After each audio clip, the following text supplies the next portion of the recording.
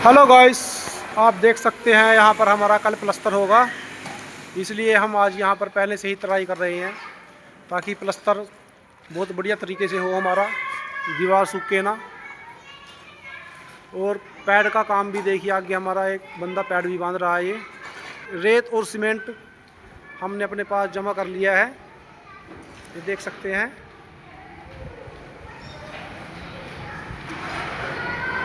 ताकि कल हमारा काम जल्दी से शुरू हो सके। ये सीमेंट है, यहाँ पर रेत है और वहाँ पर हमारा मिस्त्री तराई लगा रहा है उसकी। आगे पैड भी बनाई जा रही है साथ के साथ।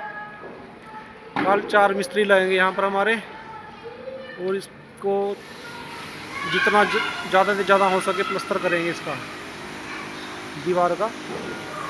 तो आप वीडियो में बन रहें, जैसे जैसे जितना भी प्लस्तर होगा ये इस दीवार का, यहाँ से लेके वहाँ तक आपको वीडियो में बताया जाएगा कि इतने दिन लगे हमारे इस दीवार को प्लस्तर करने में। तो लाइक करें, सब्सक्राइब करें। ये देखिए, शटरिंग के लिए जो पैड के ऊपर जालियाँ पड़नी है उसका सामान, चादर, सब कुछ इकट्ठा कर लिया है हमारे बंदों ने। तो लाइक करें, सब्सक्राइब करें।